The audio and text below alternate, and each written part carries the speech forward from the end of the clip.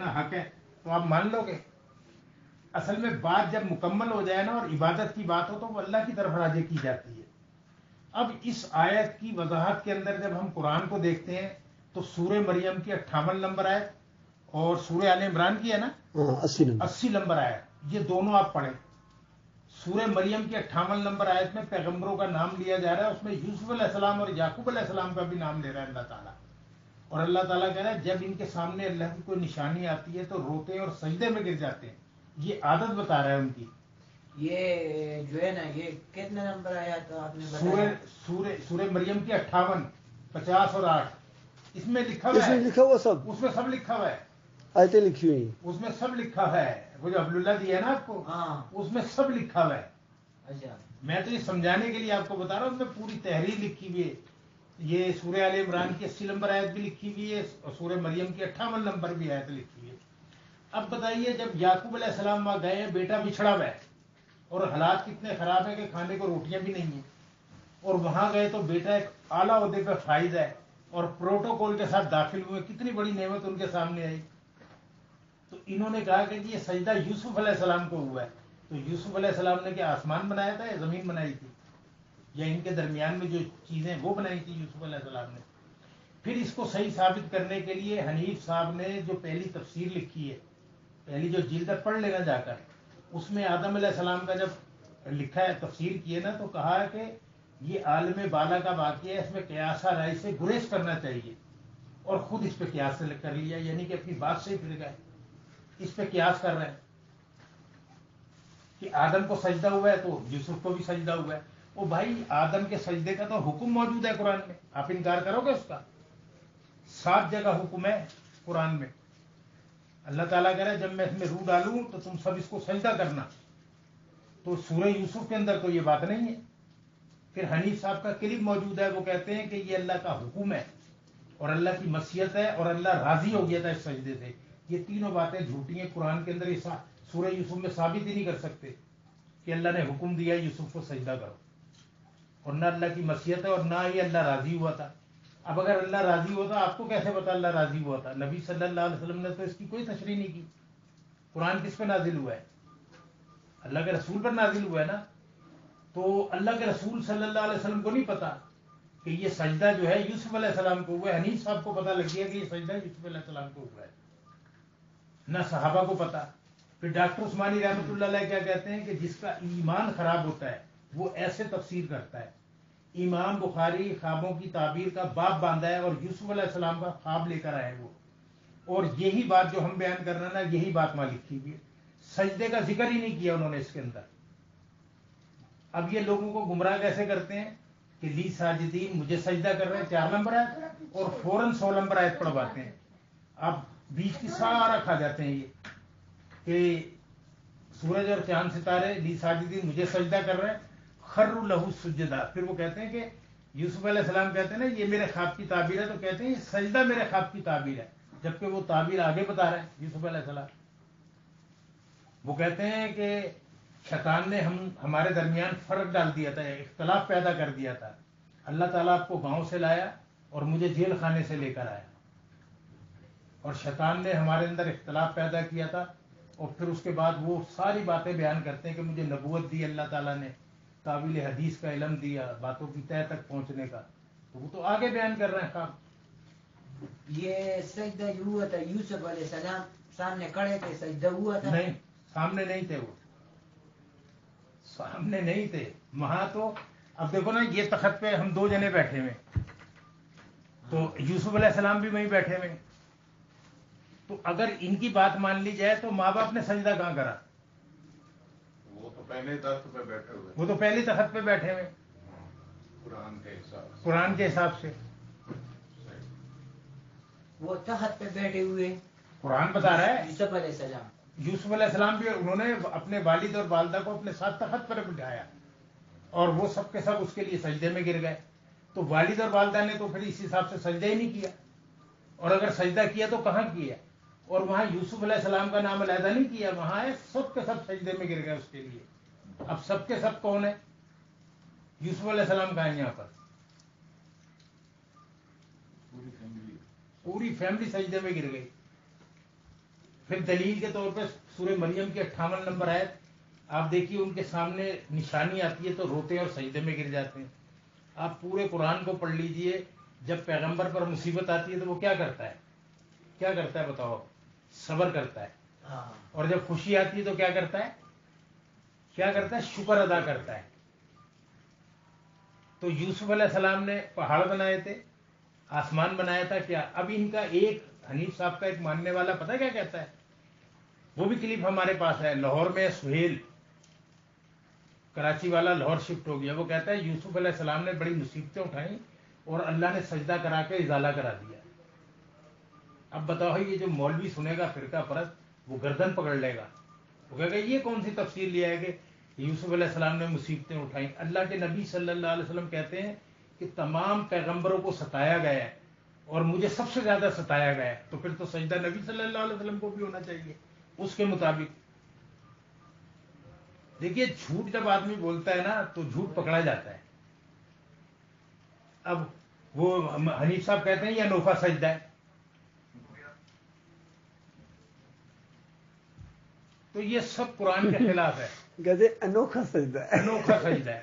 बल्कि उसमें हबलुल्लाह में इन्होंने लिखा ये फकीयत अल मसाल सजदा है, फकीयत अल मसाल, यानी कि इसकी कोई मिसाल नहीं है। हाँ। अब जब मिसाल नहीं है तो आदम अलैहिस्सलाम से क्यों मिसाल देते हो? मिसाल क्यों देते हो? यहाँ भी गलत हो गए। जब आप खुद ही कह रहे हो ना कि इसकी कोई मिसाल नहीं है, तो फिर आदम अलैहिस्सलाम से इसकी क्यों तशबीह दे रहे हो? यहाँ भी आपकी बात गलत हो गई। फिर आगे जाके ना जब इन्होंने इस पूरे मजमून को समेट रहे हैं तो वहाँ कहते हैं कि आखिर ये गलतफहमी क्यों पैदा हुई है इस सिलसिले में, और फिर लिखते हैं कि ये गलतफहमी यूं पैदा हुई है कि सजदा जो अरबी का लफ्ज़ है ये इस पर गौर नहीं किया गया है। सजदा अरबी के लफ्ज़ के कई मानी हैं अरबी के अंदर, क्योंकि हम अजमी लोग हैं, अरबी के अंदर एक एक लफ्ज़ के कई मानी होते हैं।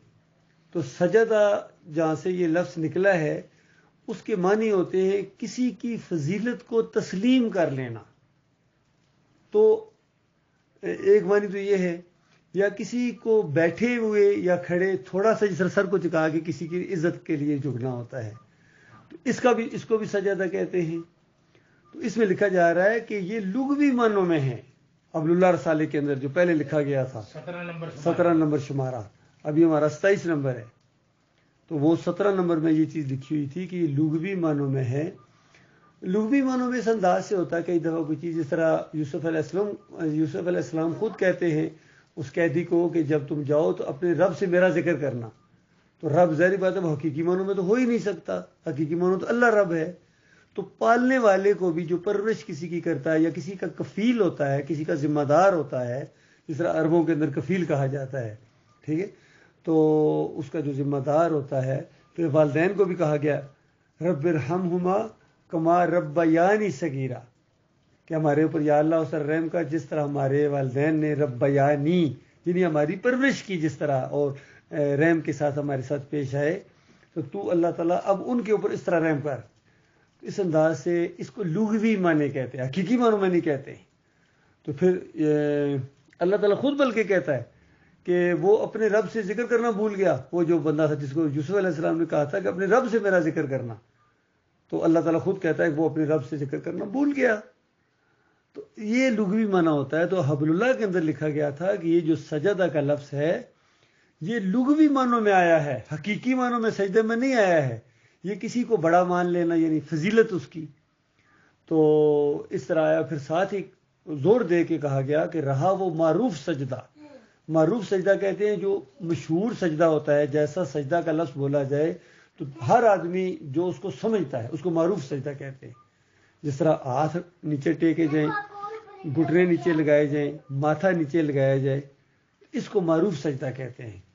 उस हबलुल्लाह के अंदर लिखा हुआ है कि रहा वो मारूफ सजदा जो इस तरह किया जाता है, तो ये यूसुफ अलैहिस्सलाम वाला सजदा सवाल ही पैदा नहीं होता, क्योंकि हर शरीयत के अंदर इस तरह का सजदा नाजायज है, हराम है, शिरक है, खारिज अज़ इम्कान है। यानी इम्कान बंदा सामने हो उसके सामने गिर जाओ। हाँ, ये सजदा इस तरह किसी को करना जैसा हम नमाज में करते हैं। हाँ। नमाज में जो सजदा होता है ये मारूफ सजदा कहलाता है। और किसी की फजीलत को तस्लीम कर लेना یہ لغوی معنوں میں سجدہ ہوتا ہے.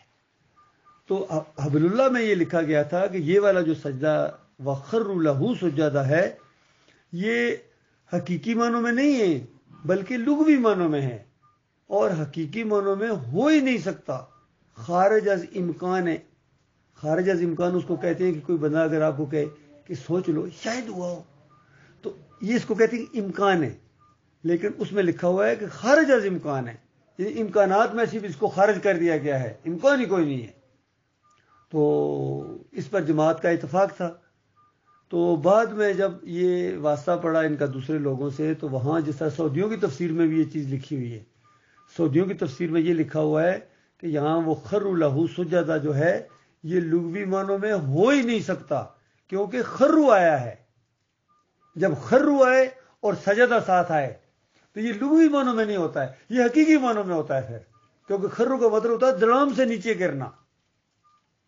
تو انہوں نے اس پر زور دیا، لیکن سعودیوں نے یہ ظلم کیا کہ ساتھ یہ لکھ دیا کہ یہ ہوا حقیقی معنوں میں ہے لیکن پچھلی امتوں میں جائز تھا تب یہ ہو گیا ہے، اور اس امت میں شرک کے ڈر کی وجہ سے اس کو حرام قرار دے دیا گیا ہے. تو بتاؤ اللہ کے بندوں، کیا پچھلی قوموں کو شرک کا ڈر نہیں تھا؟ اور قرآن میں اللہ تعالیٰ پچھلی قوموں کا ذکر کرتا ہے، اللہ تعالیٰ سارے انبیاء کا ذکر کرتا ہے. ان کے اعمال گنوانے کے بعد کہا وَلَوْ أَشْرَكُوا لَحَبِطَ عَنْهُمْ مَا كَانُوا يَعْمَلُونَ. اگر یہ شرک کرتے سب میں برباد کر دیتا. پھر نبی علیہ السلام کی مشہور حدیث ہے لعن اللہ الیہود والنصارى اتخذوا قبور الانبیاء والصالحین مساجدا، کہ اللہ کی لعنت یہود و نصارہ کے اوپر. اب دیکھیے یہود و نصارہ کیا پچھلی قومیں تھی نا، ان پر لعنت بھیجی گئی، اور کس وجہ سے بھیجی گئی؟ اتخذوا قبور الانبیاء والصالحین مساجدا. انہوں نے اپنے صالحین یعنی نیک لوگوں اور انبیاء کی قبروں پر جا کے سجدے کرتے تھے، ان پر لعنت کی گئی. تو انبیاء کی قبر پر اگر کوئی سجدہ کرے گا تو کس وجہ سے کرے گا؟ اس قبر کو تو نہیں کرے گا، اس کے اندر جو میت ہے نبی کی اس وجہ سے کرے گا. تو میت، نبی کی میت کو مرنے کے بعد سجدہ کرنا یا نبی کو مرنے سے پہلے سجدہ کرنا، بات تو ایک ہی ہے. تو یہ اسلام میں کبھی بھی جائز نہیں رہا ہے. اب بجائے اس کے کہ حنیف صاحب تھوڑا سا خیال کرتے ہیں کہ یہ تو اب ثابت ہو گیا کہ یہ تو لغوی معنوں میں ہو ہی نہیں سکتا، یہ تو حقیقی معنوں میں سجدہ ہے. تو ظاہر بات اگر حقیقی معنوں میں پھر تو اللہ ہی کو ہے، بندے کو تو نہیں ہو سکتا ہے. تو انہوں نے یہ موقف اختیار کرنے کی بجائے انہوں نے کہہ دیا کہ ہوا حقیقی ہے لیکن یوسف کو ہوا ہے، اس پر یہ ڈٹ گئے. یہ پرابلم ہوئی اصل میں. بہت سمجھایا ہم نے ان کو، یقین کریں پہلے 3 مہینے ہم سمجھاتے رہے کہ دیکھو یہ نہ کرو، یہ ظلم نہ کرو، یہ تمہارے گلے پڑ جائے گا. دنیا میں بھی آپ کسی کے ساتھ بات نہیں کر سکو گے، اور آخرت میں تو شرک کی جو ہے نا بد انجامی وہ بہت بری ہے. پھر 3 مہینے ہم نے اس نے کس وجہ سے یہ کیا، کیوں کیا کچھ اس نے کچھ کسی اس کی جو ہمیں وجوہات سمجھ آتی نہیں، جو دیکھیے جو صحیح بات ہے وہ ہم پیش کریں گے، کیونکہ جو ہمیں محسوس ہوا ہے، کیونکہ میں بہت قریب رہا ہوں ان کے، میں 8 سال ان کے ساتھ رہا ہوں سائے کی طرح وہاں کراچی میں. ٹھیک ہے. تو ایک اور گروپ جو وہاں سے نکلا تھا نا 2005 کے اندر، اس میں ایک سرفراز کرتے درتے تھے، اور وہ یعقوب علی تھے، انیس الدین تھے، پھر سعید احمد تھے وہ لنڈی والے، فیاض محمود باجوہ تھے یہ جور آباد والے. ان سب نے پروپیگنڈا کر کے امیر کے خلاف اختلافات کر کے ایک جماعت سے علیحدہ ہو گئے تھے، اور آپس میں بہت لان تان ایک دوسرے کو کی تھی. تو ایک یعقوب علی جو کھوکھرا پار والا ہے، اس کی بہت زیادہ دشمنی تھی سمجھ لیجیے محمد حنیف کے ساتھ، سرفراز کی بھی، اور یہ دونوں ایک دوسرے سے نفرت کرتے تھے. اب جب وہ گروپ علیحدہ ہوا جماعت سے تو ان کے اندر اختلاف پیدا ہوا یہ سجدے کا، جماعت کے ساتھ نہیں. جماعت سے نکلنے کے 3 سال بعد پوری جماعت یہ بات جانتی ہے، کیونکہ 2005 میں وہ نکلے ہیں، اور 2008 میں جا کے ان کا آپس میں اختلاف ہوا ہے، محمد حنیف کے ساتھ نہیں. ان کا آپس میں سجدے کے اوپر اختلاف ہوا ہے، سعید احمد کا اور یعقوب علی کا. تو سعید احمد کہتا تھا کہ یہ سجدہ یوسف علیہ السلام کو ہوا ہے، اور یعقوب علی کہتے تھے کہ یہ سجدہ یعقوب علیہ السلام کو لغوی معنوں میں تو ہے لیکن حقیقی معنوں میں نہیں ہے. ان کا آپس میں اختلاف ہو گیا. تو سعید احمد نے ایک کتاب لکھی چھوٹی سی کہ یہ حقیقی معنوں میں یوسف علیہ السلام کو سجدہ ہے. اور اسی دوران ڈاکٹر عثمانی رحمۃ اللہ علیہ کی تقریریں سامنے آ گئی. ظاہری بات ہے جو چیز اٹھتی ہے پھر لوگ جن کے پاس پڑھی ہوتی ہے وہ سنتے آخر ڈاکٹر صاحب کیا کہتے ہیں اس کے بارے میں. تو ڈاکٹر صاحب کی 3 بیان سامنے آ گئے. تو اب جیسے یہ 3 بیان سامنے آئے تو یعقوب علی نے فوراً یہ بات پکڑ لی ये मैं मानता हूँ कि ये वो जो हमने पहले लिखा था लुग़वी मानों में वो सारी गलत है, हम तौबा करते हैं उससे, क्योंकि डॉक्टर साहब की तफसीर आ गई। तो ये हकीकी मानों में सजदा है जो अल्लाह को हुआ है। अब ये कहते थे अल्लाह को हुआ है, सईद अहमद कहता था कि यूसुफ अलैहिस्सलाम को हुआ है। इन दोनों ने एक दूसरे के खिलाफ किताबें लिखी। अब याकूब अली की जिद की वजह से मोहम्मद हनीफ ने मुशरकाना मौक़िफ़ को अपनाया, सईद अहमद का मौक़िफ़ अपनाया याकूब की जिद की वजह से। और फिर जो सईद अहमद ने किताबचा छोटा सा लिखा था सजदे के बारे में, उसको ये सबको दिखाते थे, देखो सईद भी ये मानता है, हम भी ये मानते हैं। इन्होंने वो मौक़िफ़ इख्तियार कर लिया आपस में जिद की वजह से। वो जो कुरान में आया था पिछले दौर के मौलवियों ने बग़युम बैनहुम, इल्म आने के बाद उन्होंने आपस में एक दूसरे की जिद की वजह से ये मौक़िफ़ इख्तियार किए। ये जो डॉक्टर वाली जमात है, डॉक्टर मसूदुद्दीन उस्मानी रहमतुल्लाह अलैह, तो ये जो है ना हमारे इसमें एक चौथी 4 जमातें हैं कि बहुत हैं। देखिए हर दौर में ऐसे हुआ है, ये आज कोई नई बात नहीं है। देखो अंबिया के मानने वाले भी आखिर जाके फ़िरकों में बट जाते थे। खुद नबी अलैहिस्सलाम की उम्मती, हमारे आखिरी नबी सल्लल्लाहु अलैहि वसल्लम की उम्मती, क्या कुछ अरसे बाद फ़िरकों में बटे या नहीं बटे हैं? आज जितने सारे कहते हैं हम नबी अलैहिस्सलाम की उम्मती हैं, बरेलवी भी कहते हैं, देवबंदी भी कहते हैं, फिर उनकी आगे कितनी कितनी शाखें हैं। अहले हदीस भी यही कहते हैं, 16 तो अहले हदीसों की मोटी मोटी शाखें हैं, देवबंदियों की बेशुमार शाखें हैं, वो क्या हयाती हैं, ममाती हैं, फिर ये तबलीगी हैं, और कितनी इनके अंदर जमातें, बरेलवियों की जमातें, शियों की जमातें। ये तो होता है, हमेशा यही होता आ रहा है। इसी तरीके से डॉक्टर उस्मानी रहमतुल्लाह अलैह ने जो दावत उठाई, हक दावत उठाई, साथी बन गए थे, जमात बन गई। आहिस्ता आहिस्ता फिर कुछ लोग कभी निकल जाते थे, कभी कोई ग्रुप निकल जाता था, कभी कोई इक्का दुक्का वैसे निकल जाते थे। अब आखिर में आके ये जो ग्रुप निकला है 2005 के अंदर, ये आगे 4 हिस्सों में तकसीम हो गए हैं। एक लैंडी वाला ग्रुप है, एक खोखरापार वाला ग्रुप है, और एक बचल गोड वाला ग्रुप है, और अभी चौथा ग्रुप ये नाजमाबाद वाला ग्रुप बन गया है, इसलिए कि वो भी आगे बढ़ गए हैं। तो असल चीज़ यह है कि डॉक्टर उस्मानी रहमतुल्लाह अलैह ने जो दावत उठाई है उसमें अकीदे की बहुत पुख्तगी है, वो इल्म है, वो तौहीद है, तो उसके ऊपर अब कोई भी नहीं है। ये जो 3 ग्रुप हैं, कुछ इनके अकायद तो कुछ बेहतर हैं, लेकिन फिर भी इनके अंदर खराबियां हैं, इन्हें अपनी चलाते हैं। और मोहम्मद हनीफ का ग्रुप और लांडी वालों का ग्रुप तो अकीदे की खराबी के अंदर मुब्तला हो गया। और मोहम्मद हनीफ साहब के अंदर 2-3 शिरक और आ गए, क्योंकि देखिए कहा जाता है एक झूठ को छुपाने के लिए दूसरा झूठ बोलना पड़ता है, दूसरे को छुपाने के लिए साबित करने के लिए तीसरा बोलना पड़ता है। हत्ता कि यहाँ तक कहा जाता है कि एक झूठ को कवर करने के लिए 100 झूठ बोलने पड़ते हैं, फिर भी वो नहीं छुपता है, क्योंकि झूठ होता है। और शिरक सबसे बड़ा झूठ है, याद रखिए, इस कायनात का सबसे बड़ा जो शिरक तौहीद की जिद होती है, तौहीद सबसे बड़ी सच्चाई है। इसीलिए उसको आसनल कसस कहा गया है कि बेहतरीन किस्सों में से सबसे बेहतरीन किस्सा, या बेहतरीन किस्सों में से एक किस्सा आसनल कसस। जिस तरह दूसरी जगह आया वमन आसनो कौलो मिम्मन दायर अल्लाह, उससे अच्छी बात किसकी है? जो अल्लाह की तरफ बुलाए। तौहीद की तरफ बुलाना ये आसान चीज होती है। और शिरक के बारे में फरमाया वमन अज़ल्लु मिम्मा यदू मिन दुनिल्लाह, उससे बड़ी गुमराही बताओ जो अल्लाह के अलावा किसी और को पुकारे। तो ये पुकारे हों या जो भी शिरक की किस्में हों, ये सबसे बड़ी गुमराही है। और तौहीद की जो बातें होती हैं ये आसन है, सबसे अच्छी चीज है। तो ये जो आसनल कसस है इसमें तौहीद बयान हुई है सबसे बढ़कर। इस सूरत से शिरक निकालना कि एक नबी ने दूसरे नबी को सजदा किया था, मुमकिन नहीं है। इसीलिए जो समझदार किस्म के लोग थे उन्होंने यही इसकी तशरीह की है। देखिए हर एक फिरके ने यही किया है।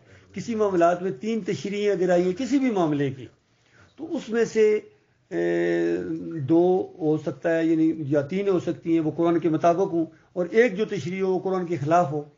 तो उन्होंने कुरान के खिलाफ वाली तशरीह ली है, शैतान ने ये इनके ऊपर वार किया है। तो यहाँ इस हवाले से भी ये जो इसकी तशरीह आई है और लोगों ने भी की है। अब्दुल्ला बिन अब्बास का कौल इमाम राजी ने नकल किया है। अब्दुल्ला बिन अब्बास कहते हैं कि ये जो इस वखर्रु लहू सुज्जदा में मसजूद अल्लाह है, मसजूद यानी जिसको सजदा किया गया है वो अल्लाह है। तो इमाम राजी भी कहते हैं मेरा भी यही मौक़िफ़ है। और कितने लोग हैं, डॉक्टर हमारे लिए तो सबसे बड़ी बात, चूंकि इस दौर के अंदर जो आलमी दीन मुआहिद आलमी दीन गुजरे हैं वो डॉक्टर उस्मानी रहमतुल्लाह अलैह हैं, और उनका बड़ा वसी मुतालिया है। ये मोहम्मद हनीफ और याकूब अली और सईद अहमद और फयाज महमूद बाजवा तो बिल्कुल उनके, मैं कभी कभी मिसाल दे देता हूँ कि डॉक्टर साहब की और उनकी मिसाल ऐसी है जिस तरह यानी सूरज सर पर हो, उसकी क्या हैसियत है, और नीचे उस सूरज की रोशनी में एक मोमबत्ती जला दी जाए और वो भी घटिया किस्म की मोमबत्ती हो, तो क्या मिसाल है। ये मिसाल है डॉक्टर मसूदुद्दीन उस्मानी मरोइन में। ताकि ये सारे इकट्ठे हो जाएं तो इनका इल्म नाकस है और वो मुजाहिद आलमी दिन गुजरे, तो उन्होंने जोर दिया है, बल्कि फतवा लगाया है। फतवा अगर ना होता डॉक्टर साहब का तो फिर इनका मामला जरा यानी उस अंदाज से, लेकिन फतवा जब आ गया, और ये फतवा किसी बरेलवी आलम दीन का नहीं है या किसी अहले हदीस आलम दीन का नहीं है, ये डॉक्टर मसूदुद्दीन उस्मानी का फतवा है कि जिनका ईमान खराब है वो इस तरह तफसीर करता है। देखिए फतवा लगाने का जरा अंदाज देखिए डॉक्टर। जो ये कुरान मजीद पढ़े हैं ना, जी जी, ये जलंधरी वाले, हाँ जी जी, ये आपके साथ भी पढ़े। देखिए ये जितने तफसीर इनकी आई हैं ना, ये तर्जमे लोगों ने किए हैं, तो चूंकि मुशरकाना माहौल है, हर तरफ उनके दिमागों के अंदर ये शिरक है, उन्होंने इस तरह किया है। कुछ लोगों ने दोनों चीज़ें जो है ना कर दी। उन्होंने यूसुफ अलैहिस्सलाम को सजदा मान के साथ ही कह दिया कि कुछ उलमा कहते हैं कि ये अल्लाह को सजदा हुआ, इसका मतलब है कुछ ना कुछ, तभी तो ये कह रहे हैं, नाम लिए बगैर उन्होंने कहा है कि कुछ उलमा हैं जिन्होंने ये कहा है कि ये सजदा शुक्र था जो अल्लाह को हुआ है। तो वो चीज़ जब मौजूद है तो आप सही तफसीर को छोड़कर मुशरकाना तफसीर क्यों लेते हैं, जिसमें आपकी हमेशा की आग के अंदर अगर आप चले जाएंगे तो ये आप कौन सा कुरान मजीद है आप के मस्जिदों में होता है? देखिए डॉक्टर उस्मानी रहमतुल्लाह अलैह से भी लोगों ने कहा कि आप कोई तफसीर लिखें या तर्जमा लिखें, तो डॉक्टर साहब कहते हैं मैं उनके तर्जमे उनके सामने पेश करता हूँ, तो अपने तर्जमों के खिलाफ उनके अकीदे, तो मेरे तर्जमे ये मानेंगे। बाकी आम तौर पर वैसे अगर कोई बंदा पूछता था कि डॉक्टर साहब फिर भी बताएं मैं कौन सी तफसीर पढ़ूं या कौन सा तर्जमा पढ़ूं, तो डॉक्टर साहब कह देते थे तफहीमुल कुरान पढ़ लो, मौदूदी साहब का जो तर्जमा है ये बाकी तर्जमों से ज़्यादा आसान है। मौदूदी जमात इस्लाम जी ये आसान है ज़रा, ये डॉक्टर साहब कह देते थे कि और कोई बाकी दूसरे तर्जमे भी यानी इसमें ज़्यादा गड़बड़ नहीं की है लोगों ने, तर्जमे काफ़ी हद तक ठीक हैं, तो लेकिन इसमें तर्जमे में जहाँ किसी ने थोड़ी बहुत गड़बड़ की भी है वो महसूस हो जाती है। ठीक है तर्जमा, लेकिन इसकी तफसीरात में गलती है जो भाई पूछ रहे हैं जी जी। अच्छा हाँ तर्जमा ठीक